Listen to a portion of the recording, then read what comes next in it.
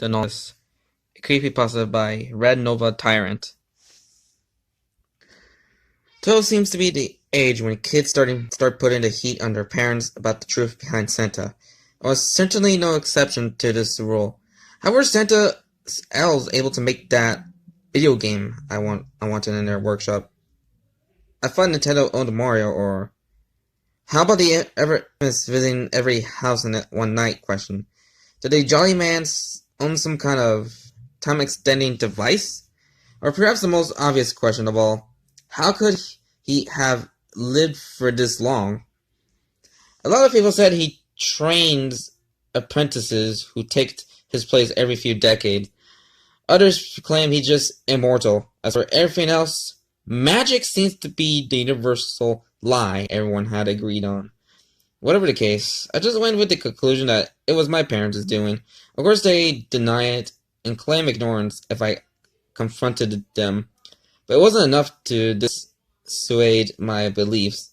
So one Christmas Eve, when I couldn't sleep as these questions danced among my dreams of sugar cereals and new games, I started to investigate the noises coming from my living room.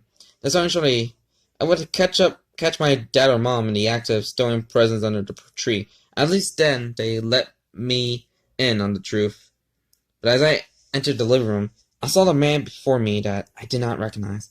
He was dressed in red, with a slightly overweight body, and he wore a stringy fake white beard. His hair, or what remained of it, was graying around the edges of his classic Santa hat, and his eyes were wide with fright as he dropped a present under the tree. Being an intuitive youth, I came to one of two conclusions. Either there was a home invader stealing my family's gifts, or there was the real Santa.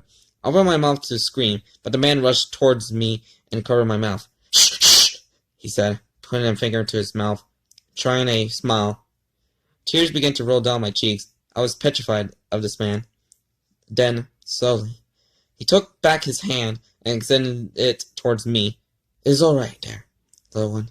You know who I am, right?" I nodded, not shaking his hand back. The trembling man nodded as well, then grabbed an empty sack lying on the floor and tossed it to the tree. "Look, see, I bring gifts.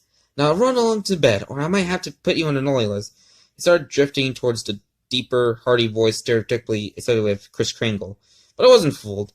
Regardless, I wiped my eyes and began to step back from the living room, trying to create some distance between me and the stranger.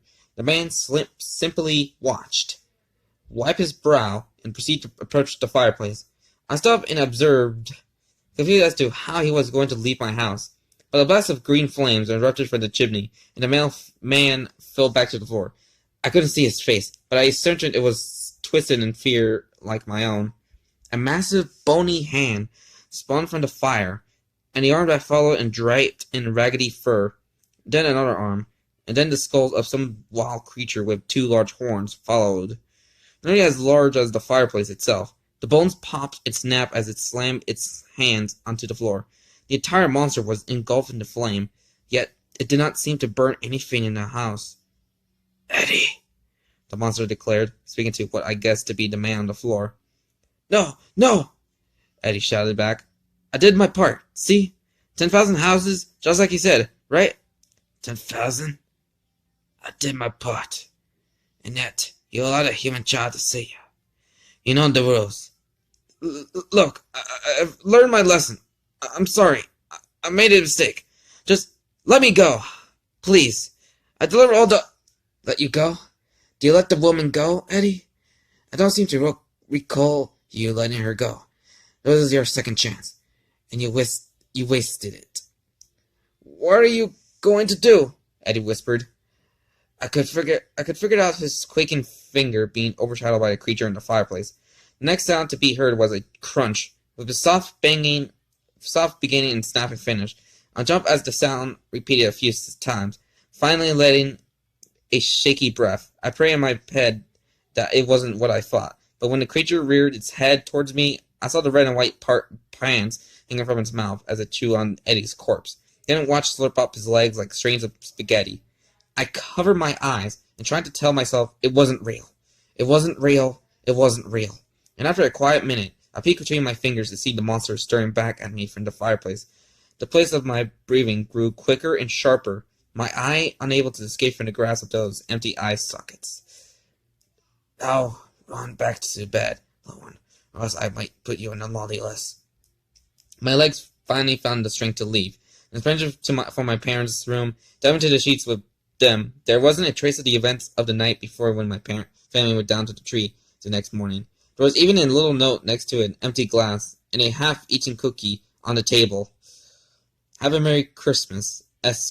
Claus. As much as I tried to take in the warm, comforting atmosphere that came with Christmas Day, I couldn't stop watching the fireplace, terrified that the monster would return. At the least, now I knew the truth about Santa Claus. Oh gosh, it's freezing here. Okay, so that was The Naughty List by RedNovaTyrant Nova, a Christmas creepypasta. So final thoughts. That was quite a pretty fun Christmas horror story. You know, it's kind of like it has like a pretty disturbing part with the creatures pretty much chewing out this imposter Santa by freaking eating it alive. Freaking eating it alive. Like, holy carp. Like, I just will be scary if you see that thing in the middle of the night and just trying to pretend he's Santa Claus, but, you know, taking all their presents and freaking eat your own family. Yeah, that'll be pretty effed up. But anywho, it was well written and it's quite pretty dark, you know, about you know, what's happened to Santa Claus in that story, you know, that imposter Santa. But yeah. So yeah, guys, that was a Christmas special creepypasta. So I hope you have a pretty good day, and bye bye.